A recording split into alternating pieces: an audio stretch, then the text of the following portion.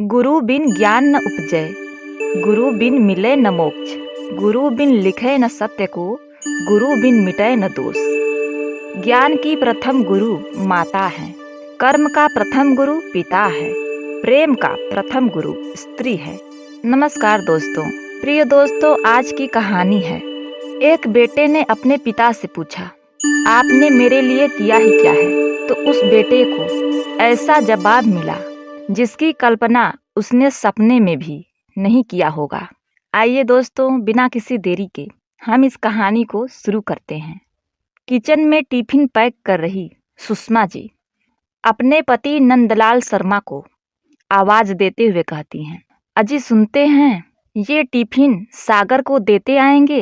तब शर्मा जी ने कहा, क्यों, सागर आज ऑफिस खाना खाकर नहीं गया है?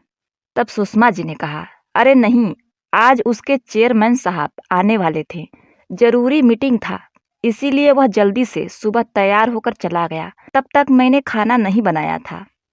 अब अपने पत्नी की ये बातों को सुनकर नंदलाल जी ने हाँ में सर हिला दिया। तुम टिफिन पैक करो और मैं कपड़े बदल कर आता हूँ। नंदलाल शर्मा जी का बेटा औद्योगिक कंपनी में काम कर रहा होता है। अब जब सुषमा जी अपने पति की ये बातों को सुनती हैं, तब उन्होंने राहत की सांस ली, क्योंकि कल शाम को ही सुषमा जी और उनके बेटे में थोड़ी मोड़ी नोक-झोंक हुई थी, लड़ाइयाँ हुई थी। सागर पैर पटकते हुए घर में दाखिल होता है और माँ से कहता है, माँ, क्या हम जिंदगी भर इसी किराए के मकान में रहने वाले हैं? पिताजी ने आज तक किया ही क्या है? मेरे बाप ने आज तक मेरे लिए क्या किया है? एक घर तक बनाकर नहीं दिया। और मेरे दोस्त के पिता को देखो, वो भी तो एक शिक्षक थे, आज वो पैसों में खेल रहे हैं। उन्होंने अपने पैसों से खूब सुंदर सा बंगला बनवाया, लेकिन पिताजी ने कुछ नहीं किया। उसके पिता भी शिक्षक और मेरे पिता भी शिक्षक। मेरे पिता आज झोपड़पट्टी में रह रहे हैं, किराए के मकान में रह रहे हैं। अब अपने बेटे की इन बातों को सुनकर सुषमा जी टूट जाती हैं। उन्होंने कहा, इस नासमझ बेटे को कैसे समझाऊं कि इसके बाप ने इसके लिए क्या किया है? लेकिन फिर भी उन्होंने उसे समझाने की कोशिश की। बेटे, तू क्या समझेगा? तेरे पिता के ऊपर 3 बहनों का जिम्मेदारियां थी। तीनों बहनों को पढ़ाने के साथ साथ तुझे भी पढ़ाना था, घर का खर्च था। तीनों बहनों की उन्होंने शादियां की और आज तू पूछ रहा है कि तेरे पिता ने तेरे लिए किया ही क्या है? अपनी माँ के इन बातों को सुनकर सागर और भड़क गया और जोर से बोला, पिताजी ने हजारों बच्चों को पढ़ाया, लेकिन निःशुल्क पढ़ाया, उनसे फीस नहीं लिया। आजकल ऐसा कहाँ होता है माँ? अगर वो चाहते तो आज पैसों में खेल रहे होते, लेकिन वो तो राजा हरिश्चंद्र बने बैठे हैं। खुद भिखारी हो जाएंगे, लेकिन दान पुण्य करते रहेंगे। बच्चों को फ्री में पढ़ाया, इसीलिए आज हमारी ये हालत है। अब इतने कड़े वचनों को सुनकर सुषमा जी और भी गुस्सा हो जाती हैं और तुरंत सागर को डांटते हुए कहती हैं, तेरे पिताजी का तत्व था कि ज्ञान का पैसा नहीं लेना। उनके इन्हीं तत्वों के कारण उनकी आज कितनी प्रसिद्धि हुई है, कितने पुरस्कार मिले हैं, उसकी तू कल्पना भी नहीं कर सकता। आज उनका कितना मान सम्मान है। अपनी माँ के बातों को काटते हुए सागर फिर से बोल पड़ा कि क्या करें उस पुरस्कार का, उसको चाटें? क्या उस पुरस्कारों से एक घर बन सकता है, नया घर आ सकता है? अरे आज उन पुरस्कारों का कोई मोल नहीं है। कबाड़ी के भाव भी बेचने जाओगी माँ तो वो तब भी नहीं बिकेगा। ये पुरस्कार रखे हुए क्या कर रहे हैं? पड़े पड़े धूल फाक रहे हैं। आज पिताजी पैसे लिए होते तो हमें ये दिन नहीं देखना पड़ता। यही नोक झोंक और लड़ाइयाँ कल शाम को रोहित और उसके माँ के बीच हुआ था, और इसी प्रकार का नोक झोंक सागर और उसकी माँ के बीच हुआ करता था। सागर अपनी माँ से हमेशा यही कहता, हर रोज कहता कि पिताजी ने मेरे लिए किया ही क्या है, मेरे बाप ने मेरे लिए क्या किया है।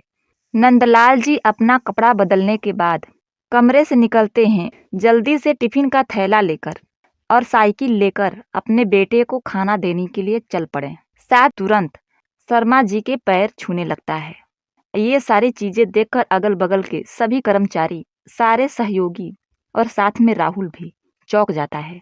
तब उस चेयरमैन ने कहा कि अरे सर, आपने मुझे पहचाना नहीं? मैं आपका शिष्य, आपने मुझे पढ़ाया था। सुजीत अग्रवाल हूँ। इतना सुनने के बाद नंदलाल जी थोड़ा मुस्कुराए और कहें, अरे वाह, आज आप तो बहुत बड़े इंसान बन गए हैं। तब उस चेयरमैन ने कहा, नहीं सर, आज मैं जो कुछ भी हूँ आप ही के बदौलत हूँ। सर आप बाहर क्यों खड़े हैं, अंदर चलिए। तब उस चेयरमैन ने अपने गार्ड को डांटते हुए कहा, क्या तुमने सर को अंदर नहीं बिठाया, बाहर ही खड़ा रखा, इन्हें अंदर तो बिठाना चाहिए था। अब वह गार्ड क्या कहता, शर्म के मारे अपना सर नीचे कर लेता है। और उस चेयरमैन ने नंदलाल जी का हाथ अपने हाथों में लिया और तुरंत अपने ऑफिस के अंदर ले आए और अपने कुर्सी को खींचते हुए बोला, सर यहाँ बैठिए। इतना सुनने के बाद नंदलाल जी ने झिझकते हुए कहा, अरे नहीं नहीं, ये तो आपकी कुर्सी है, मैं इस पर कैसे बैठ सकता हूँ। चेयरमैन ने कहा, नहीं सर, सबसे पहले इस कुर्सी पर आपका हक है, पहले आप बैठिए। शर्मा जी के ना चाहते हुए भी उस चेयरमैन ने उनका हाथ पकड़कर उस कुर्सी पर बिठा दिया और उनका हाथ पकड़ते हुए बोला, सर आपने मुझ जैसे पत्थर को तराश कर हीरा बनाया है। आज मैं इतने बड़े कंपनी का मालिक हूँ। अगर आप नहीं होते तो मैं अपने पिताजी की राशन की दुकान पर राशन बेच रहा होता। उस केबिन में खड़े मैनेजर से लेके अन्य कर्मचारी तक सब हैरान थे। मैनेजर साहब, आपको पता है, मैं अपने स्कूल के समय में इतना कमजोर छात्र था, इतना दब्बू छात्र था कि किसी तरह मेरे परिवार वाले मुझे 9वीं क्लास तक लेकर आए। 9वीं के बाद मेरी माँ ने शर्मा सर से प्रार्थना किया, रिक्वेस्ट किया कि वो मुझे पढ़ाएं। उस समय शर्मा सर बहुत ही कड़े अनुशासन वाले और अच्छे अध्यापक थे। माँ के बार बार लगातार रिक्वेस्ट करने के बाद भी शर्मा सर मुझे पढ़ाने के लिए तैयार नहीं हुए, क्योंकि उनका घर बहुत छोटा था। वो मुझे कैसे पढ़ा सकते थे, उनके घर में जगह ही नहीं थी। तब उन्होंने मना कर दिया। जब माँ ने कहा कि मैं उन्हें मुंह मांगी रकम दूंगी, आप उनके बेटे को घर आकर पढ़ाइए, तब सर ने उस पैसों को लेने से मना किया और घर पर आकर पढ़ाने से भी मना किया। लेकिन माँ के बार बार लगातार प्रयास करने के बाद सर मेरे घर आकर पढ़ाने के लिए तैयार हो गए और साथ ही उन्होंने कहा कि उन्हें कोई पैसे नहीं चाहिए, वो विद्या का व्यापार नहीं करते हैं। और मैं स्कूल के समय का बहुत ही बिगड़ा हुआ छात्र था। बीच स्कूल में ही क्लास को छोड़कर पिक्चर मूवी देखने के लिए भाग जाया करता था, सैर सपाटे करता था, खेलता कूदता था। पढ़ाई में तनिक भी मन मेरा नहीं लगता। क्लास में सबसे नीचे दर्जे का छात्र था मैं। इस बात से मेरी माँ बहुत परेशान थी। इसी वजह से मेरी माँ ने शर्मा सर को पढ़ाने के लिए कहा था। अब जब शर्मा सर पहली बार मेरे घर आए मुझे पढ़ाने के लिए, तो मैं बहुत ही उछल कूद मचाने लगा। मैंने शर्मा सर को परेशान करना शुरू कर दिया। तब शर्मा सर ने गुस्से में मेरी ऐसी धुलाई की कि मैं अगले दिन से चुपचाप उनके पास बैठकर पढ़ने लगा। धीरे धीरे उन्होंने मुझे पढ़ाया ही नहीं, पढ़ाने में मेरी रुचि डाली। तब तो मैं ऐसा पढ़ने लगा कि मुझे पढ़ने के अलावा किसी भी चीज़ का सुध नहीं रहा कि मैं 9वीं कक्षा में दूसरे स्थान पर आया। यह देखने के बाद मेरे माँ पिता बहुत खुश हुए और मेरा पैर तो जैसे आसमान पर था। अब पढ़ाई में मन लगने के कारण मैंने आगे की पढ़ाई भी शर्मा सर से ही किया। मैंने अपनी 10वीं की परीक्षा उत्तीर्ण की और सबसे ज़्यादा अव्वल दर्जे का नंबर लाया। तब मैनेजर ने कहा, सर तो क्या आपके माताजी ने शर्मा सर को पैसे नहीं दिए? तब इस पर हंसते हुए चेयरमैन ने कहा कि मेरे पास होने के बाद मेरे माँ पिताजी मुझे लेकर शर्मा सर के घर गए। मेरी माँ ने मिठाइयों का डब्बा उन्हें थमाते हुए 1 लाख का चेक दिया। तब सर ने जो कहा वो मुझे आज भी याद है। सर बोले, मैंने कुछ भी नहीं किया, आपका लड़का ही बुद्धिमान है। मैंने सिर्फ उसे रास्ता बताया और मैं ज्ञान नहीं बेचता, मैं तो दान देता हूँ। सर ने उस पैसे को नहीं लिया, लेकिन हाँ, मिठाई को तो स्वीकार किया। मैंने अपनी बीए तक की पढ़ाई कंप्लीट की और आगे की पढ़ाई के लिए अमेरिका चला गया। वहाँ जाकर मैंने एमएस किया। वहाँ से लौटने के बाद मैंने खुद की कंपनी शुरू की और यहाँ का मालिक बन गया। सर ने एक पत्थर को तराश कर हीरा बना दिया और ऐसे न जाने कितने हीरे सर ने बनाए हैं। यह बात सुनने के बाद उस कैबिन में खड़े सभी लोग तालियां बजाने लगे और नंदलाल शर्मा ने अपने आंखों से बहते हुए आंसू को रुमाल से पोंछते हुए कहा, बेटे मुझे और क्या चाहिए, मुझे तो बस अपने विद्यार्थियों का प्रेम चाहिए। कुछ देर तक तो सब लोग शांत थे। फिर उसके बाद चेयरमैन बोले कि सागर, अभी आप लोग कहाँ रहते हैं? इससे पहले कि सागर के पिता कुछ जवाब देते, सागर तुरंत बोला, सर अभी भी उसी सड़े हुए किराए के मकान में रहते हैं। अपने पिता के प्रति उस घर को लेकर सागर की नाराजगी साफ साफ उसके बातों में झलक रही थी। अब इस बात को भांपते हुए मैनेजर ने कहा, तो तय रहा, मैंने इस शहर में बहुत सारे फ्लैट खरीदे हैं, उसमें से एक फ्लैट मैं सर के नाम करता हूँ। अब यह सुनने के बाद सब लोग चौंक गए।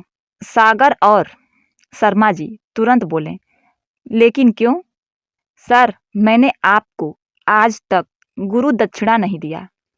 अब आप मुझे मत रोकिए।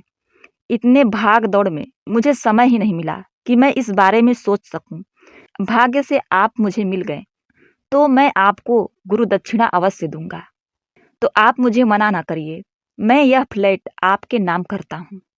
इसके बाद फिर उस चेयरमैन ने पूछा, सागर तुम्हारी शादी हो गई है? सागर ने कहा, कहाँ सर, लगी है, लेकिन घर और मकान के कारण ही हो नहीं रही थी।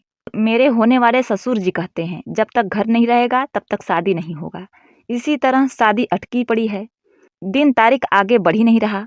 बोले कि चलो ठीक है, अब सब कुछ ठीक हो गया। सागर अपने चेयरमैन को धन्यवाद देता है। चेयरमैन ने कहा, सागर तुम्हें मुझे धन्यवाद देने की कोई जरूरत नहीं है, जो भी धन्यवाद देना है अपने पिता को दो। तुम्हारे पिता इतने बड़े जौहरी हैं कि उन्होंने न जाने कितने विद्यार्थियों को, न जाने कितने हीरो को तराशा और उन्हें इस मुकाम पे पहुंचाया जिस मुकाम पर मैं हूँ। चेयरमैन ने सागर को धमकाते हुए कहा, सागर अगर मेरे सर को कोई भी तकलीफ हुई, कोई भी परेशानी हुई, इन्हें तुमने आगे चलकर छोड़ा, मैं तुम्हें इस कंपनी से लात मार कर भगा दूंगा और इस शहर में कहीं भी काम करने के लायक नहीं छोड़ूंगा। और कहता है, सर ऐसा कभी नहीं होगा, आप निश्चिंत रहिए। अब शाम को सागर जब घर आता है तो वह अपने पिता को किताबें पढ़ते हुए देखता है, तो वह अपने पिता के पैरों में गिर जाता है और उनसे हाथ जोड़कर माफ़ी मांगने लगता है। कहता है, पिताजी मुझे माफ़ कर दीजिए, मैंने आज तक आपको बहुत बुरा भला कहा। मैंने यही कहा कि आपने मेरे लिए किया ही क्या है, मेरे बाप ने मेरे लिए क्या किया। ये मेरे शब्द बहुत गलत थे, मुझे माफ़ कर दीजिए। तब नंदलाल जी ने अपने बेटे का हाथ पकड़कर उसे उठाया और उसे अपने गले से लगा लिया। दोनों बाप बेटे रोने लगे, उनके आंखों से आंसुओं के धार निकलने लगे। ये बातें बगल में बैठी माँ, जो कि सब्जी काट रही थी, सुषमा जी, कुछ समझ नहीं पा रही थी कि आखिर बेटे और बाप में ऐसा क्या हुआ कि दोनों के बीच इतना प्यार उमड़ रहा है। तब उन्होंने सोचा, जो भी हुआ होगा अच्छा ही हुआ होगा, इसीलिए तो दोनों आज एक दूसरे के गले लिपट कर रो रहे हैं, अपने कड़वाहट को आंसुओं के माध्यम से बहा रहे हैं। यह सोचते हुए सुषमा जी की आंखों में भी आंसू आ जाते हैं और गालों पर आंसुओं की एक बूंद लुढ़क जाती है। प्रिय दोस्तों, आजकल का परिवेश ऐसा है कि बच्चे अपने पिता से, अपनी माँ से सवाल कर देते हैं कि आपने मेरे लिए किया ही क्या है। आगे आपकी इस कहानी के बारे में क्या राय है, हमें कमेंट के माध्यम से ज़रूर बताइए। आपको यह कहानी अच्छी लगी तो आप हमारे चैनल को सब्सक्राइब कर लीजिए, लाइक करिए, शेयर करिए। मिलते हैं नेक्स्ट वीडियो में, तब तक के लिए नमस्कार।